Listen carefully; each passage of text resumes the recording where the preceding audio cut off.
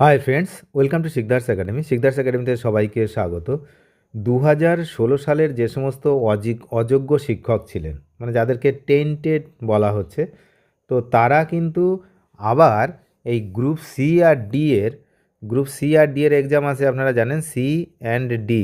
তো group C D এর যে ফর্ম ফিল আপ, সেখানে ফর্ম ফিল আপ করেছিলেন পরীক্ষায় বসার জন্য। তো এবার তাদেরকে কিন্তু ট্রেস করলো এসএসসি এবং তাদের পরীক্ষা বাতিল করলো, কারণ তারা এই আপকামিং যে পরীক্ষায় 1 তারিখ আর 8 তারিখ রয়েছে মার্চের, সেই পরীক্ষায় বসতে পারবে না।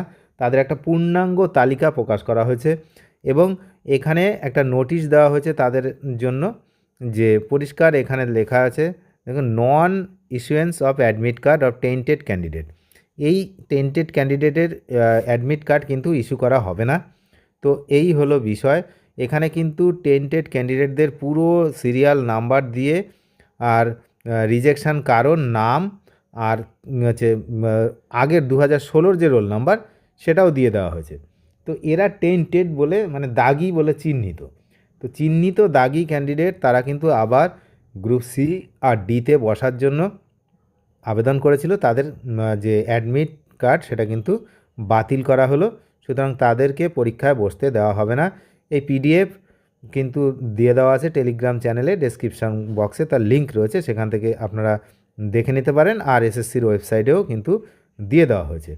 তাহলে এরা যে দাগি, সেটা কিন্তু আগে প্রমাণিত হয়েছে এবং তারা ওই যে যখন শিক্ষক নিয়োগের পরীক্ষায় ফর্ম ফিল আপ করেছিলেন, সেখান থেকেও তারা বাতিল হয়েছে এবং এই গ্রুপ সি, গ্রুপ ডি, সেখান থেকেও কিন্তু তাদেরকে বাতিল করে দেওয়া হয়েছে, যে সুপ্রিম কোর্টের নির্দেশ অনুসারে। আবারও একটা ধাক্কা, 2025 সালের নতুন যে নিয়োগ, সেই নিয়োগে অংশ নেওয়ার চেষ্টা করেছিলেন, কিন্তু কমিশনের তৎপরতায় সেই প্রচেষ্টা ব্যর্থ হয়েছে। এই গতকাল কিন্তু এটা প্রকাশ করা হয়েছে যে টেন্টেড বা কালিমা লিপ্ত প্রার্থীরা আর নতুন করে পরীক্ষার সুযোগ পাওয়া যাবে না। কমিশন একটা উন্নত প্রযুক্তি ব্যবহার করেছে, যেটা সিস্টেম বেসড চেক বা প্রযুক্তি নির্ভর যাচাইয়ের পদ্ধতির ব্যবহার করা হয়েছে।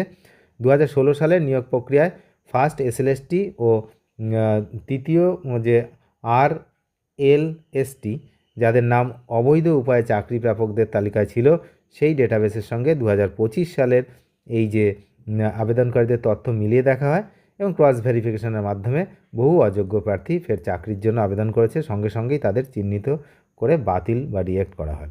তো এই হলো বিষয়। এখানে কিন্তু পরিষ্কার আমাদের দেখানো রয়েছে যে এই যে এখানে লেখা রয়েছে first SLST NTS non teaching staff 2025, এখানে এরা আবেদন করেছিল। তা রিজেকশানের কারণ সবই কিন্তু এখানে দিয়ে দেওয়া হয়েছে। তবে কতজন হয়েছে না, টোটাল কিন্তু সংখ্যাটা ভালোই রয়েছে। গ্রুপ ডির হচ্ছে 288 জন, আর গ্রুপ সি হচ্ছে 256 জন। এরা মানে ট্রেস হয়েছে।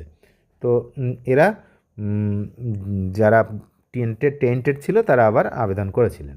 কমিশন কড়া ভাষায় জানিয়ে দিয়েছে, এই বাতিল হওয়া প্রার্থীদের কোনোভাবেই কিন্তু অ্যাডমিট কার্ড দেওয়া হবে না। যদি যান্ত্রিক ত্রুটির কারণে ভুলবশত কারোর নাম অ্যাডমিট কার্ড যদি কারোর নামে অ্যাডমিট কার্ড ইস্যু করা হয়ে যায়, তাহলে পরবর্তীকালে কিন্তু বাতিল বা অবৈধ বলে গণ্য করা হবে এবং পরীক্ষা কেন্দ্রে তাদের প্রবেশ করতে দেওয়া হবে না।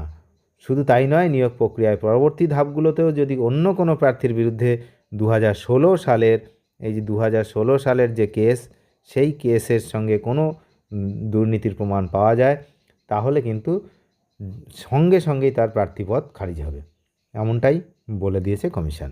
অনেক ধন্যবাদ শেষ পর্যন্ত দেখার জন্য। চ্যানেলে নতুন হলে নিয়মিত আপডেট পেতে অবশ্যই চ্যানেলটিকে সাবস্ক্রাইব করে সঙ্গে থাকবেন। ধন্যবাদ।